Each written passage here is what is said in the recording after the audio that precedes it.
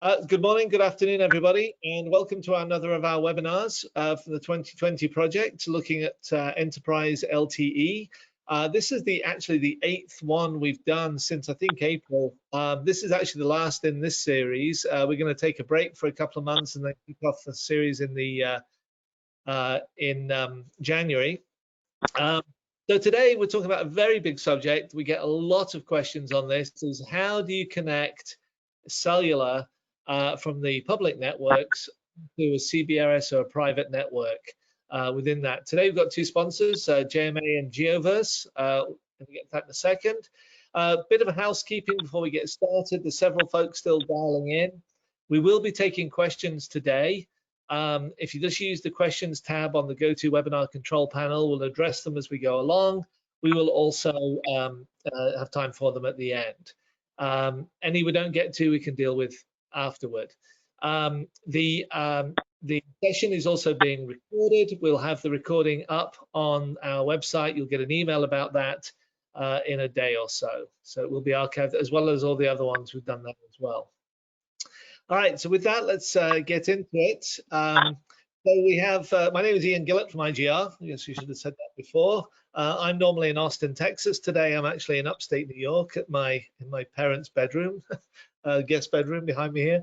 We also have Kurt Jacobs, who's Director of Market and Solutions for JMA Wireless, and Jim Jacobellis, who's VP of Partners for Geoverse.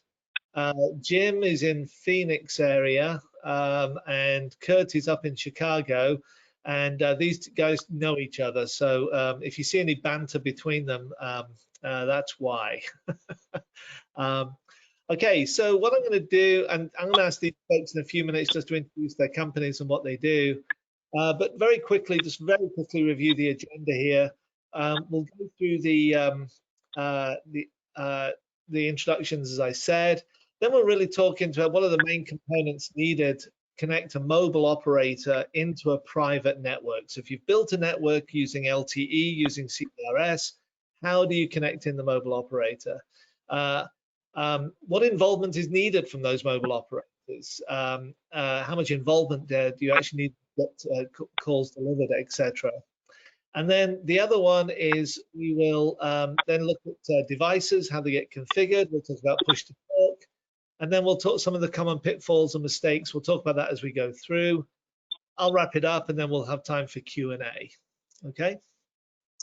So with that, one very quick introduction. I've shown this diagram before. I've actually added to it for this time.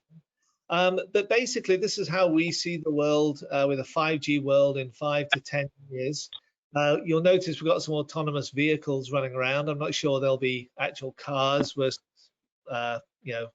small drones running around a manufacturing plant, for example.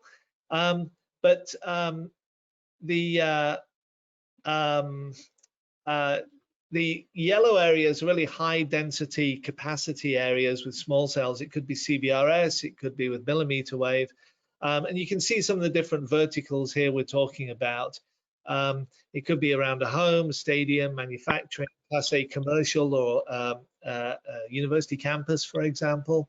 But also within that, you'll notice we've got a lot of applications here. And typically when people talk about applications for private networks, they are talking about smart applications, building management, security, video cameras, all the cool stuff. Voice gets a little bit overlooked. But voice is a very, very big part of the private networks, both push to talk and also connecting in the public networks as well. So the ability to use your device in building on a private network obviously becomes very important there, and that's what we want to talk about today. So I think Jim was on one of our previous webinars, and he actually said, don't avoid the obvious, which is the voice application and the voice opportunity, because everybody does tend to run to the cool stuff like the video cameras and things like this. But one of the biggest applications is voice. So with that, just to kind of set the stage, I'm going to hand over to Jim. And basically, Jim, who are you guys and what do you guys do? Thanks, Ian, and thanks for thinking of voice. It's a major step. Yeah, so I'm with a company called Geoverse, and Geoverse is the U.S. arm of a telecom holding company that has cellular assets and alternative energy assets around the world by the name of ATN International, headquartered near Boston. We at Geoverse are kind of the U.S. arm, so we're a combination of mobile network operators with 3 brands. One of those brands is called ComNet Wireless. ComNet Wireless core business is wholesale roaming. So if we fill in the gap in 15 states for AT&T, Verizon, and T-Mobile, and provide the network for them in those 15 states. And then inside of that footprint, we have a more traditional cellular brand called Choice, who happens to do a lot of fixed wireless, fiber, and CLEC in that same kind of footprint. And then Geoverse, which focuses on the entirety of the US, and our focus is enabling private LTE for enterprise and government customers, primarily using the CBRS band. And once in a while, we bring some of our other licensed spectrum into the mix for private LTE. But the common denominator is we have a common network.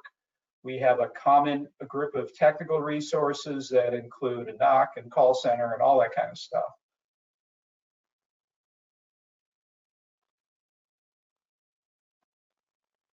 So this is a plus plus equals slide. So I guess the best way to describe this is to kind of explain our focus. So our focus is enabling enterprise and government users to do more with CBRS both today and in the future. So we do this by kind of opening up our resources for private LTE to the enterprise, to the government customers, so that they can do and offer carrier grade services today over CBRS, take advantage of some private public use cases, use VoLTE with an iPhone or an Android device or some other device that has the proper chipset in it that would allow them to do that, meaning like an iPhone 11 or later, Samsung Note 10 or later, those sorts of devices. And we also open up some of our carrier grade core services. So for Industry 4.0, ultra low latency, smart city, that sort of stuff. And then we have the carrier kind of grade NOC support center and technical resources to help out on that side too. Okay, great. Thanks. So Kurt, same question for you. Who is JMA and what do you guys do? Thanks, Ian. Yes, Kurt Jacobs with JMA. JMA is a equipment manufacturer for telecom mobile industry. We have a diverse portfolio. We've been around 75 years, US based, proud US manufacturer. We make everything from low band up through millimeter wave, 4G, 5G, and everything from the antennas back through the radio access network. And we really specialize in those yellow areas that Ian had talked about in his opening slide for dense, demanding environments, and doing voice, IoT, and data connectivity for private and public. We work with the tier 1 operators providing equipment there, all the way down to private enterprises. So we have kind of a unique position in the middle of the technology ecosystem, and happy to share that. So you can go to the next slide. And the use cases for private wireless and CBRS and public and commercial is fairly diverse, and that's one of the exciting things about CBRS and private wireless. The recent PAL auction had a record number of licensees, purchasers. I think 228 was the number, which is like 4 or 5 times the typical number. Really speaks to the diverse use cases, which it ranges everything from fixed wireless broadband all the way to in-building cellular and private LTE, which I highlight, which is kind of the new area for the use of a spectrum. And we've also aligned that to the types of users, service providers, and enterprises, and then also what kind of bands are likely to be used. Fixed wireless, probably not so much the cellular voice license bands, but in 4 out of the 5 major use cases, there will be the need to connect and the desire to connect. And then there's a couple different ways we'll talk about today in terms of CBRS, how you can do it using general availability access, or potentially using the PAL licenses that give you a higher priority. And then how voice might be, and Jim will talk about this, so that the different roaming techniques. So happy to talk about it all today. It's an exciting time in the industry. Okay, great. And yeah, for those on, we've actually got some maps later on that Kurt and the folks at JMA have put together, showing some of the PAL licenses and some of the coverage, and we'll talk about some of these business plans when we get to that. So with that, I want to go back to you, Jim, and let's talk about the architecture here. It's a fairly busy slide, but it's also a very good one, and talk about how, if I've got my own private network, I've got a CBRS or some other private network here, how do I connect through to the mobile operator and get those, the calls delivered? Simple as that. Yeah, so this is an example of that. It's a somewhat nerdy kind of topology diagram that shows how we do it. Basically, it's a, for lack of a better term, how our network integrates from a topology perspective. And the first thing to point out, and it's part of every CBRS network, your core, one of the main elements of your core to enable private LTE over CBRS is you need this thing called an EPC. And we call our EPC GeoCore. And our GeoCore is a little different than most. It comes with some special sauce and advanced features that basically allow you to connect into our existing network, which then connects into the public cellular world. And that public cellular world, if you look ahead a little bit in CBRS, will likely include cable companies. It will likely include, Kurt's going to talk a little bit more about who else bid on the auctions, but a lot of new players are coming into the game. So the thing to remember is that when you have these core assets and you integrate like that, you're able to bring to life things like roaming between a private network of your own and a public network like a cellular carrier. It also is kind of the foundation for enabling VoLTE from just an off-the-shelf smartphone. It's also the foundation for enabling E911 and CALIA services and things like that. This is kind of, it's kind of confusing in the market, but you really need this to enable this right now with CBRS. So it's not a marketing friendly diagram, but if you follow the connections, it will get you there.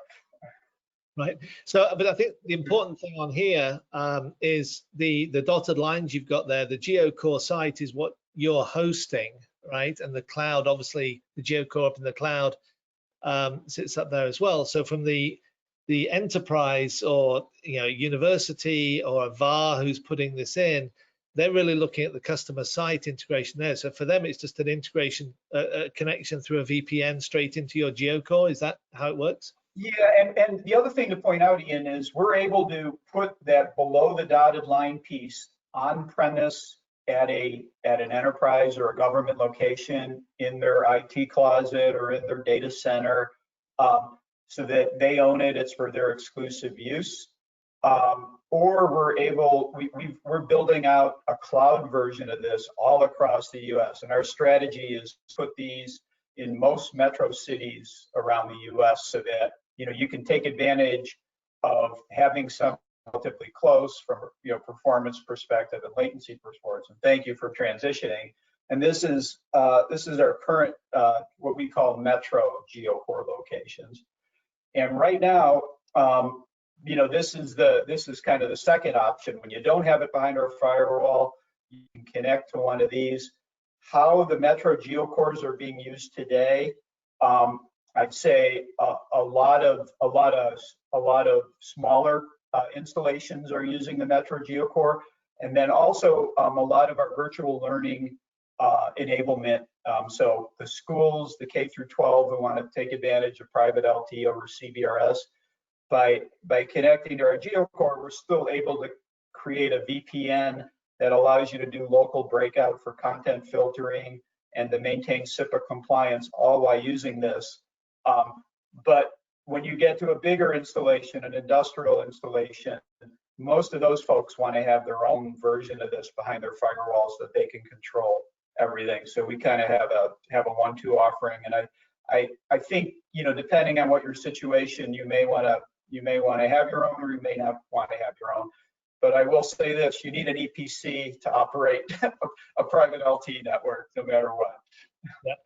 And for those listening in, I think it was a year ago now, Jim, I was up there in Seattle at your offices before everything shut down, obviously. And the on-site deployment you have literally was just a couple of racks sitting in the corner of the demo room. It's not. Yeah, I mean, this is all software. This is all software now, Ian. When you were probably a young boy, they used to have kind of class 5 switches. That was the foundation for making an analog, a CDMA, the 2G world and before work, cellular world work, and now it's really software, and and that you can put in COTS servers, you can put in VMware, you can kind of use it as you see fit based on your environment and what who your IT department thinks is the best partner and that sort of thing. Right. Okay, great. Okay, so Kurt, shift the discussion a little bit here back into Spectrum. One of the questions we also get a lot, along with voice, is, okay, how do I move from LTE to 5G? What spectrum is there? What's involved? And what are all the pieces here? So again, a good slide you've got here. Yeah, thanks. CBRS is unique in that it is in the mid-band, and which is kind of strategically located both in the current world of spectrum availability and what's coming down the pike with 5G. And I've kind of shown that here combined with other bands. And combining cellular with CBRS can be done in a couple different ways. You could really kind of anchor or be focused on CBRS only, as the Geoverse can provide, or you can combine CBRS with other cellular bands in order to either add capacity or augmentation, as some folks and users of CBRS are going to do. So it can combine, particularly through carrier aggregation schemes and dual connectivity, with other spectrum that exists out there. And since CBRS is a 3GPP aligned band with band 48, that there's devices available, and almost every new smartphone coming out is going to be able to support band 48, the iPhone and all the Samsungs, Android phones. So that's good. And the FCC is certainly accelerating the availability of spectrum for additional 5G up into the millimeter wave as well for high capacity. And CBRS through CBRS Alliance and other industry forum, and even the 3GPP have already defined N48, which is band 48 for 5G, and there'll be products and solutions available. And since CBRS is all fairly new equipment and technology, particularly in the RAN and in the core, it's already being built to be upgradable to 5G. out of the box. So it had that foresight, certainly our products and many others in the industry. So people that invest in CBRS for this connectivity really have a lot of flexibility, and they're going to be able to use a lot of these different bands and move to 5G with the equipment and the infrastructure they install. Right. So one quick question on this is, I was talking to a large oil company a few weeks ago who was actually building private networks for oil rigs offshore. They were looking at the global situation for spectrum. So does anybody else have CBRS like the US? There's other countries that use that band, but not necessarily on the dynamic spectrum sharing model that the US is doing. That is very innovative, and many other countries are looking at it because it's a very efficient utilization of the spectrum. Not only do we have federal and DoD incumbents that are using it, and there's a way of sharing it, but as represented by the PAL auctions, there's so many, the way that the FCC through the spectrum access systems can license it down to very granular geographic areas, allows a lot more types of entities to use the spectrum rather than it being licensed out in big market areas or as a nationwide spectrum band. So it really provides a lot of flexibility and the potential for innovation. And we expect that other countries are going to be looking at doing the same type of thing as spectrum, just like land, becomes a more precious resource. Right. Okay, so let's talk about the radio. You always spend a lot of time talking about radios, I know.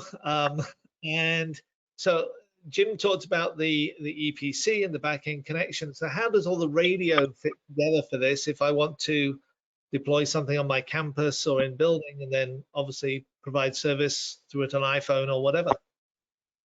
Yeah, there's really, when you're looking at deploying one of these systems, you're looking at four major building blocks. The devices that Jim will talk about here in a minute, the core services to provide that LTE, and that's where really where you're going to fuse your private and your public or commercial cellular networks together in most cases.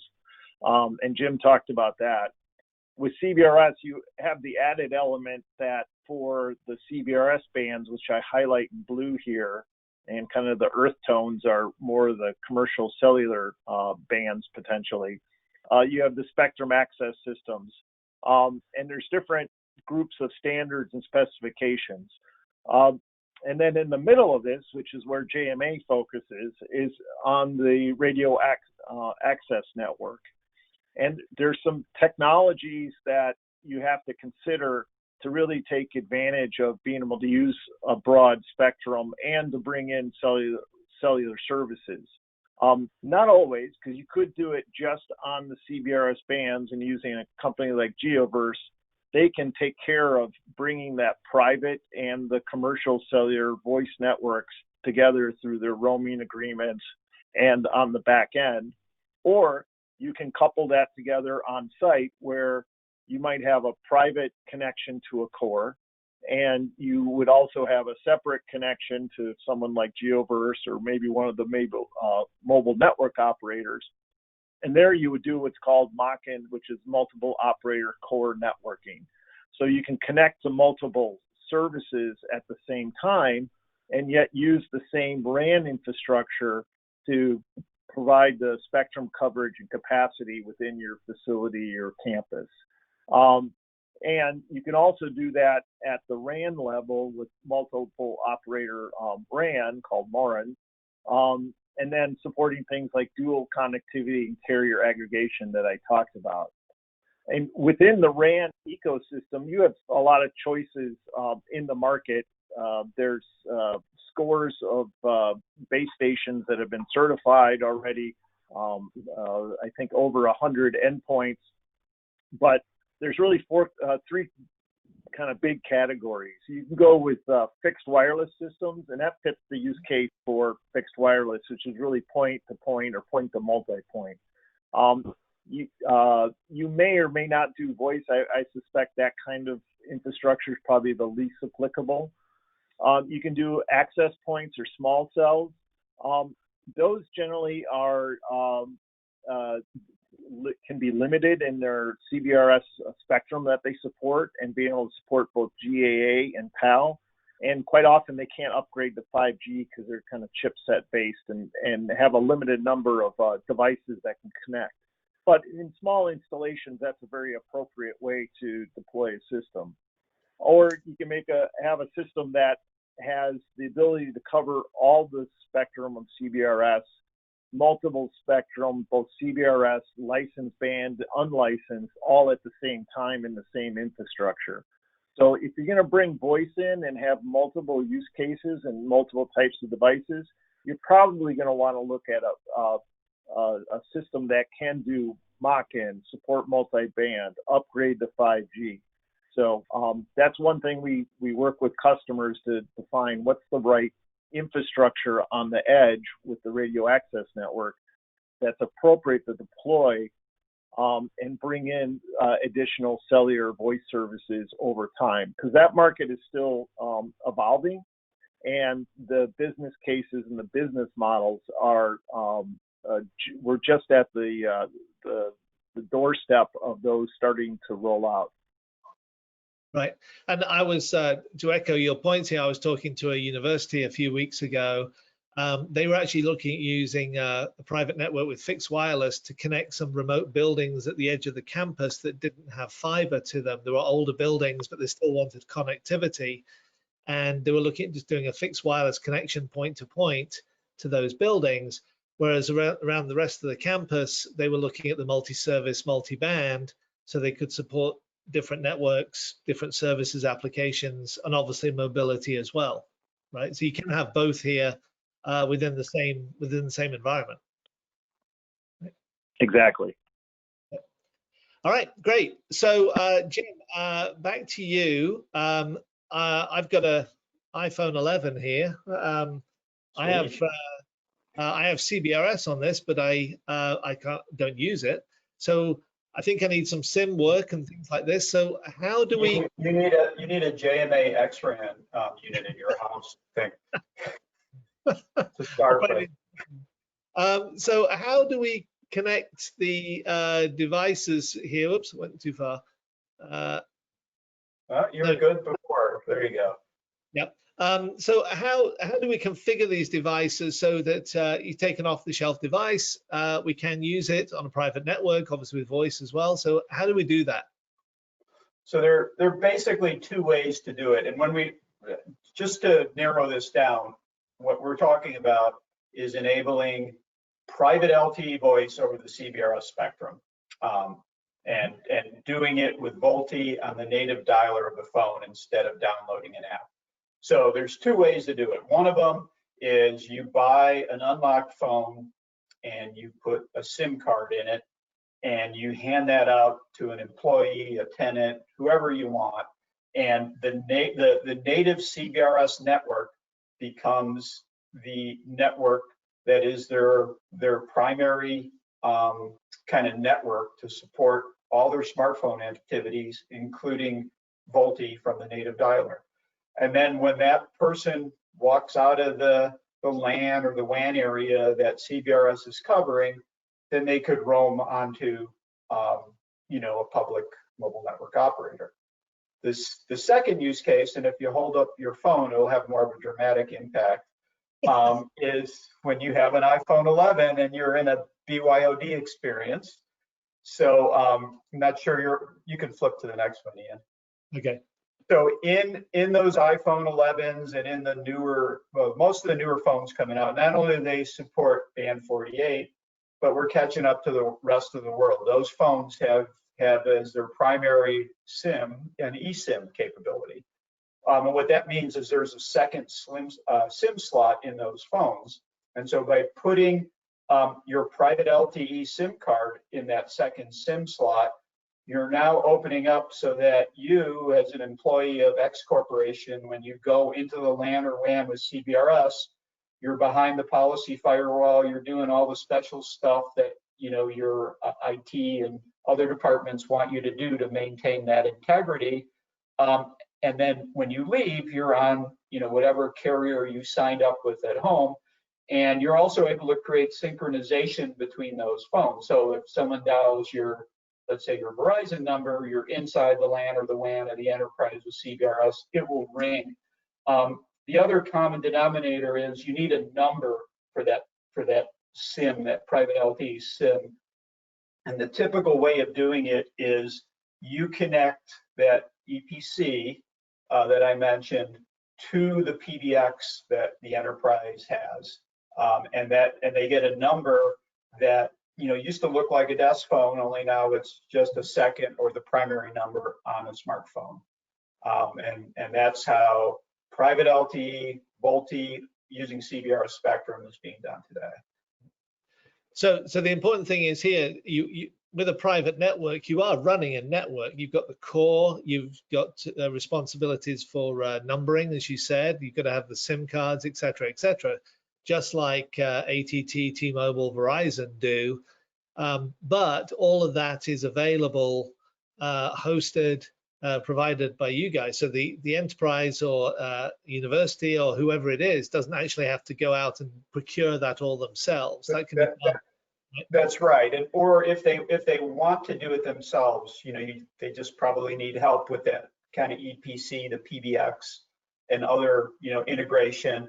If they want numbers from a third party, then yeah, and they don't even want to use a core, they can do it, with a company like us, who will bring in those resources to allow them to use it without having to integrate or do anything themselves. That's exactly right.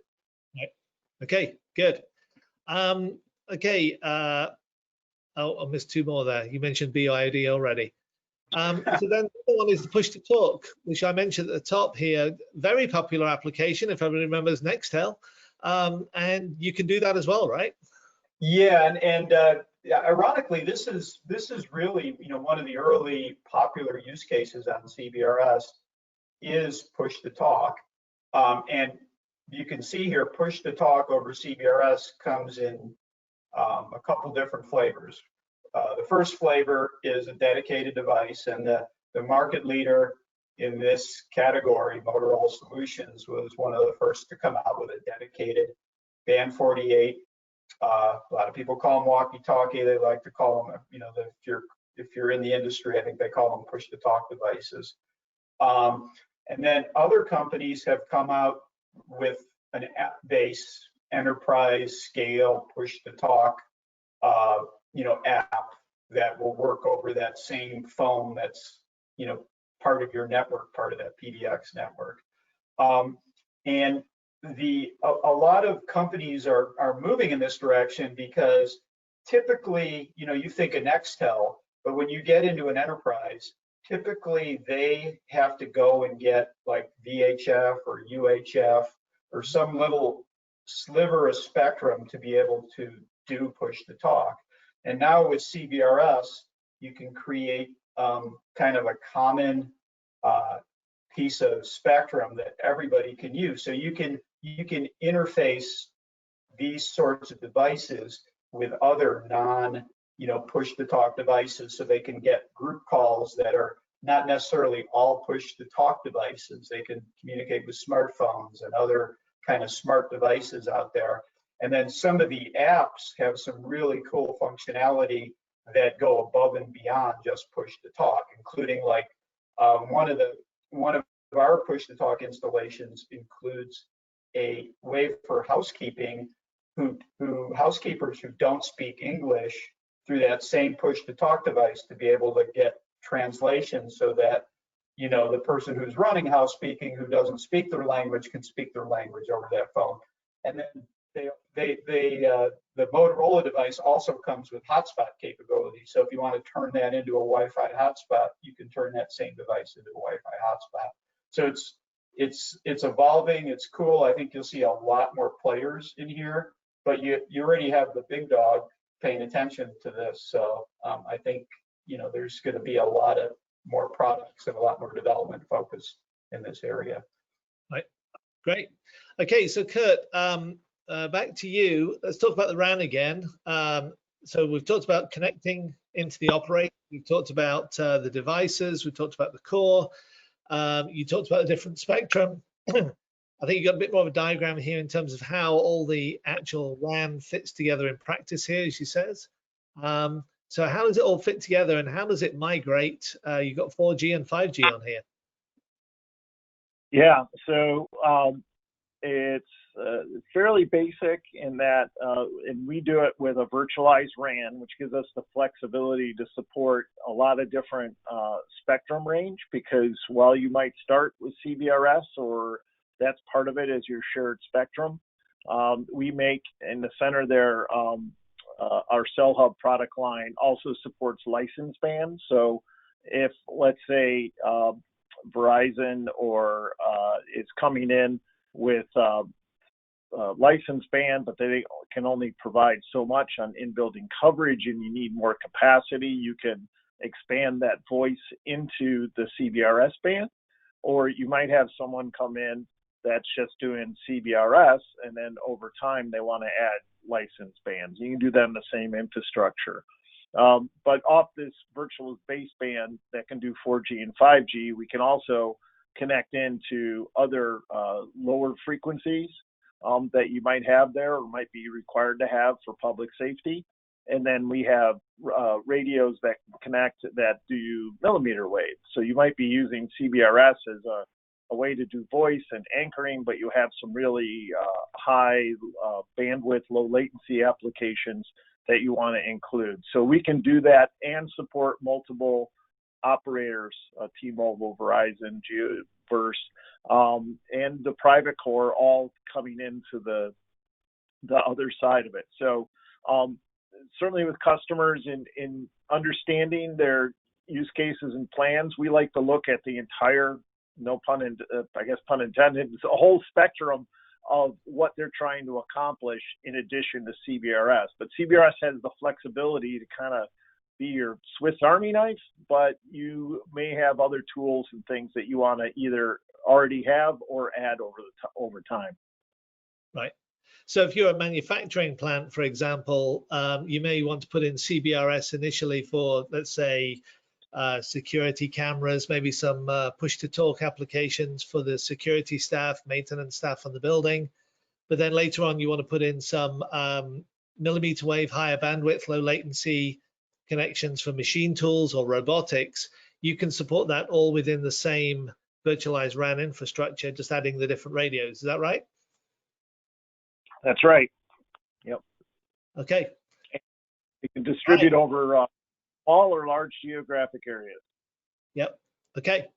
All right. So you guys have put together these great maps. I don't know how long it took you to do this, but let's talk about the PALs. The PAL auction, for those who CBRS, they had the priority access license auctions. They started in late July. They finished early September. And then a couple of weeks ago, actually, we found out who'd won what where. So do you want to walk through a couple of the different scenarios and how it ties back in some of those business cases you started out talking about at the beginning, Kurt? Yeah, thanks. Actually, Jim and I spent an afternoon with our crayons coloring these all in. So yeah, Kurt had to take a break from ham radio operations to do this. Yeah. No, actually, fortunately, there's some tools that made it a little easier. And we also went and we compared it to the population and the size square miles to give a little bit more insight to not just dots on the map, but like how much coverage in terms of population or square miles. Because it's interesting, we used to do megahertz per pop, but now with the CBRS use cases, it's also, we're connecting things and items, and some of the highest spectrum went into places like in the gas oil, where there's very few people, but there's a lot of kind of broad industrial activity going on. So it really is one indication. Here we're showing Verizon, who only went into about 5% of counties, but they're covering almost 40% of the population. So it's pretty clear they went to very dense metro places where spectrum was at a premium. And then when they went in, they got 3 or 4 PALs. Now, I haven't seen any official announcements from them yet, so One can only speculate, but it seems like this is definitely the use case of a carrier augmentation, adding capacity, adding additional voice channels for use, which makes a lot of sense and is a great example of the use case. And they were the largest. They bought about $2 billion worth of spectrum. Right. And just to be clear, each PAL is 10 megahertz. So when they're getting 30 megahertz, 40 megahertz. So if they were going to use this, if they end up using this for their public network, then my iPhone 11 with CBRS, it would then be enabled on the Verizon network, right? Yes, and you would probably not even know that you're connected. Yep. Okay, and then the next one is this one's fascinating. It's a company called Wetterhorn, or we also know as Dish. Yeah, so they went very, very wide. They went and have almost nationwide coverage, but not as many PALs per county on average, 1 to 2, but some places 4. So they're covering almost 90% of the population and a good chunk of, and this is only continental United States that we're showing here. So their use case, it's not sure. I haven't seen any public announcements, but it could be for voice, it could be augmentation, it could be for be able to have logistics operations. So this one's pretty exciting because this is they see it for, I suspect, a variety of different use cases. So we'll have to wait and see what they say. But they spent a considerable, almost $1 billion for that spectrum. Right. Now, and the thing as well is here, we don't know what Dish is going to do with this. They haven't said anything, and I think plenty of people have been trying to find out. But within the PAL structure, there's also the capability to have a secondary market. So if you're a campus or an enterprise or a university and you want a PAL for some reason, you could actually go to one of the PAL owners and ask, work out a deal with them to lease it or to whatever. So Dish having this coverage, it's kind of interesting that there's going to be plenty of PAL available on the secondary market if they choose to make it available. I mean, some of those markets in West Texas and New Mexico, Arizona, there's not many people out there. So it's going to be interesting. Yeah, and as I said before, there was 228 different licensee holders. So we're only touching the top. There's vertical industries. There's small regional carriers.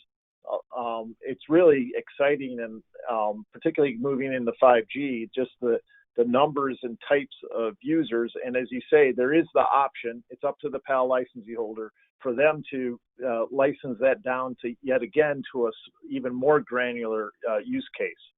Yep.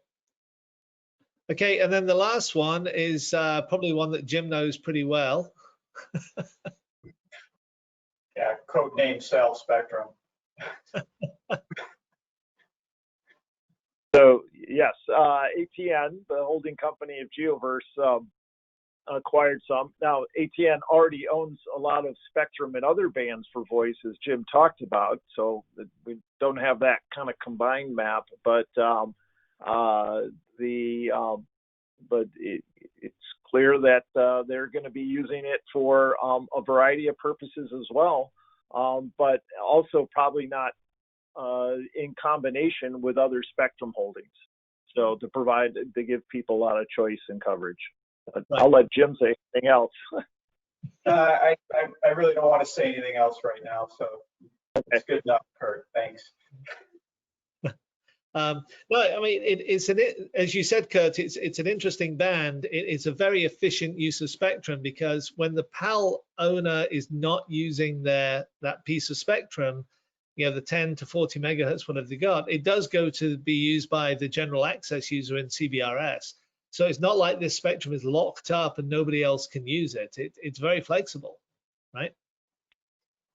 Yes, it is. It has the tiers of sharing with GAA, so there's additional beyond just what a PAL license holder has, and that only gives them priority if in any county, if they're not broadcasting in a particular region, that's all made available for GAA. So For enterprise users and campus, there's still a lot of at least 80 megahertz of GAA and likely more, because unless you're actively transmitting on the PAL license holder, it's a use it or share it model, which really provides a lot of capacity for folks, even if they're outside PAL holders. Right. Okay, so that's great. So let's wrap it up. We do have a few questions, and if there are any more questions, just use the questions tab on the GoToWebinar control panel. We actually had some more coming in. I was working those in. We went along there. So I'll just quickly summarize here. So obviously, private LTE with CBRS will support voice services. There is push to talk out there that you can use. You can also link to the public cellular networks, as Jim talked about. Dual SIM is available in many of the newer devices, iPhone 11, I think the Samsung, the Galaxies, and various other ones. You can have one SIM for the public network, one for private. You put eSIM in there, you can have the combination you need.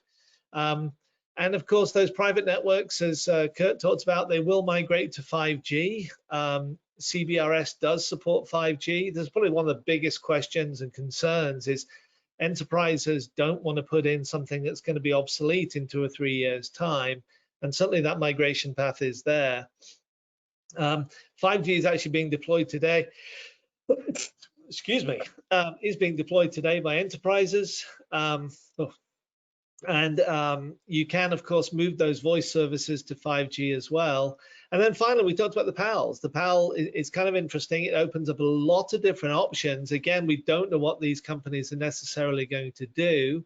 We do have some of the big operators like Verizon and Dish buying a lot of spectrum. There was also John Deere, Oxy, I think Chevron, 4 or 5 universities bought PALs. But you'll see them support existing business cases. There's also this very big secondary market opportunity. So if you're a university in an urban area or a suburban area, maybe that PAL was too expensive. Maybe there's an option to go and acquire access to a PAL through the secondary market, which we're going to see develop over the next few months. The pieces for that are all actually already in place within the CBRS framework. The FCC actually encouraged secondary market from the very start, which is interesting. So we do have a few questions, and I'll just put up the pretty pictures there. So first one is, and Jim, this one's for you. And actually, I think you've probably already answered it.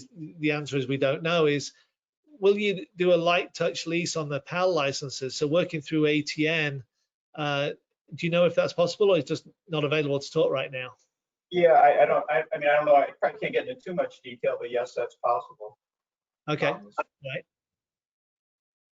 right. And then a bit more of a technical question here, probably one for you, Kurt. I think it's coming back to some of the RAN discussion there. Can the 4G, 5G networks coexist side by side on CBRS? So if you mentioned that 5G has been approved for CBRS, will we be able to have an LTE network and CBRS sitting there within the same RAN?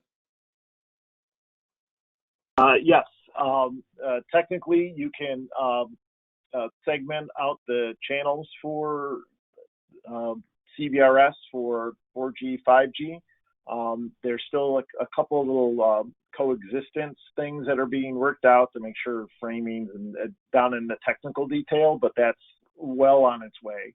And then there's support for things like DSS, dynamic spectrum sharing, which will allow you to do 4G, 5G within the same band. So there's nothing technically that is in CBRS that prevents you from doing that.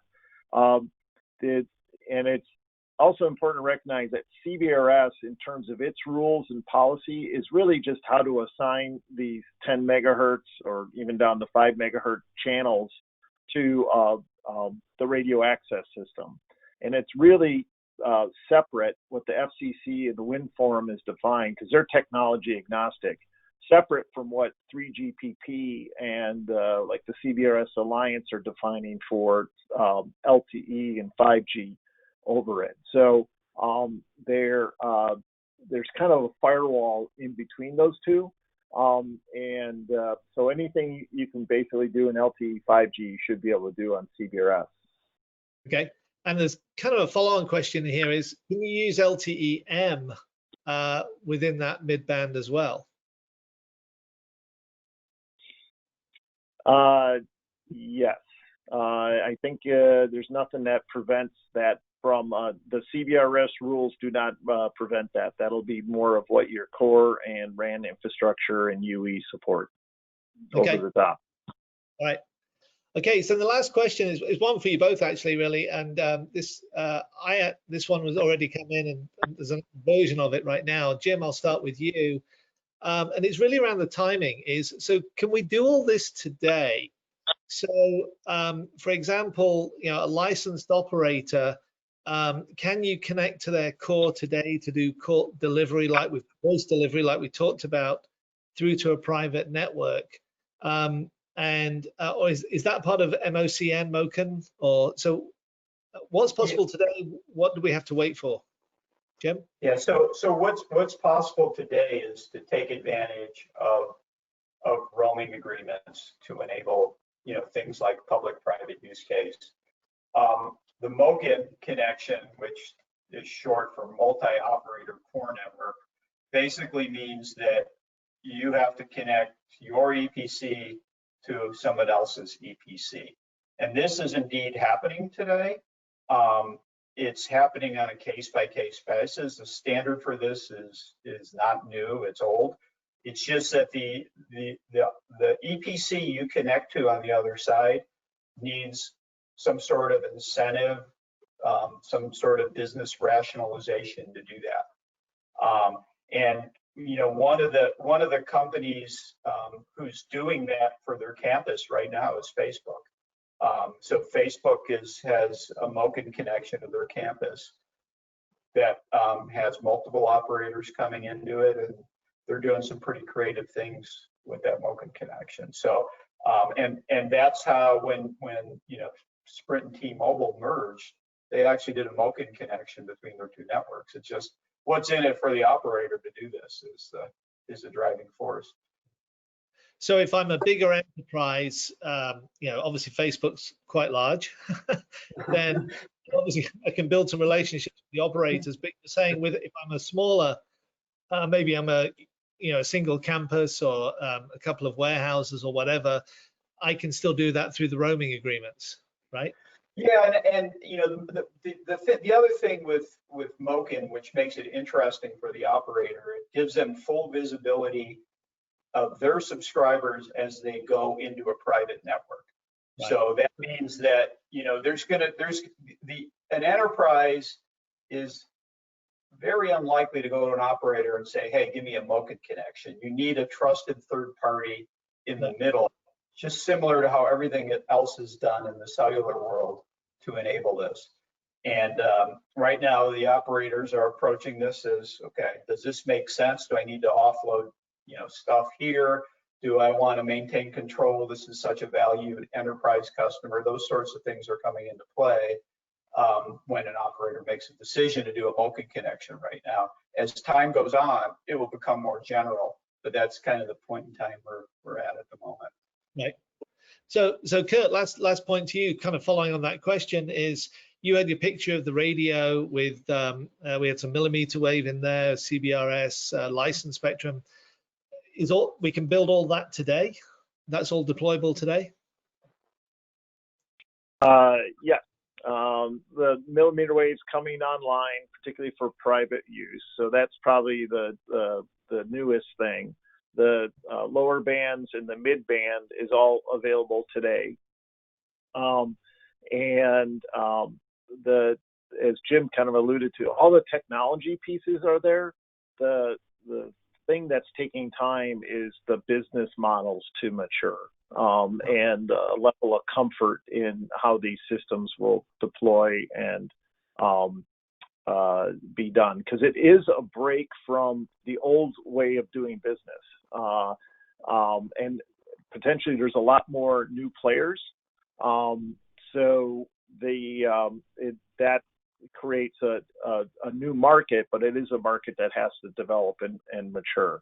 So the technology, from a technology standpoint, all the building blocks are there.